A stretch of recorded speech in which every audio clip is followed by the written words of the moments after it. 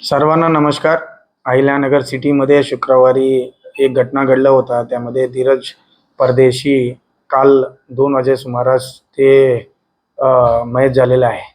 त्या अनुषंगाने आम्ही अ, दखल घेतलेला आहे आणि आणि 24 तासच्या पूर्वी आम्ही मुख्य आरोपीला सर्वांना आम्ही ताब्यात घेतलेला आहे आणि काल आम्ही अटक पण केलेला आहे.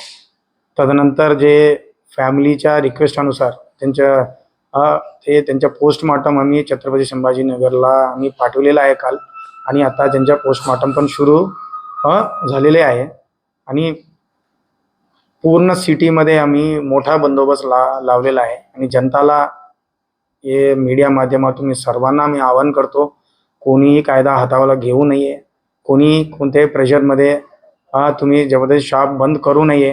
कोणी तुम्हाला त्रास देत असेल तर लगेच तुम्ही डायल 112ला संपर्क करा, नाहीतर ठिकठिकाणी आमचा बंदोबस्त लावलेला आहे, त्यांना पण तुम्ही संपर्क करा. लोकल ठाणेदार पण संपर्क करा. फिक्स्ड पॉईंट बंदोबस्त लावलेला आहे. 2 व्हीलर पेट्रोलिंग, 4 व्हीलर पेट्रोलिंग आणि SRP आता 3 कंपनी शहरामध्ये आहे. तो पूर्णपणे आमचा मोठा बंदोबस्त लावलेला आहे. फक्त जनताला मी आवाहन करतो, हे तुमच्यासाठी आम्ही हे बंदोबस्त नेमलेला आहे.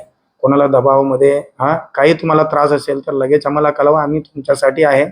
आणि बाकी जे आंदोलन करणारे लोकांना पण विनंती आहे, पोलीस त्यांचा तपास योग्यरित्या करत आहे आणि तुम्हाला काही कोणालावर संशय असेल तर तुम्ही आम्हाला कळवा, आम्ही चौकशीमध्ये निष्पन्न करून त्यांच्यावर पण कठोर कारवाई करणार आहे.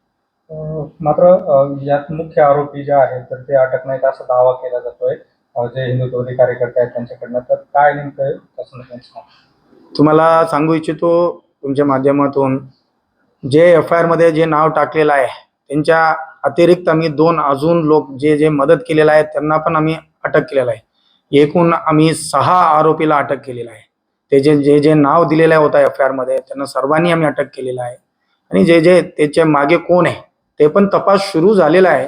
तो तपासमध्ये जे माणूस समोर येत आहे, म्हणजे जे घटनामध्ये जे सहभाग घेतलेला आहे डायरेक्ट या इनडायरेक्ट, त्यांच्यावर पण आम्ही कायदेशीर कारवाई करणार आहे. त्यांच्यावर पण आम्ही कठोर कारवाई करणार आहे.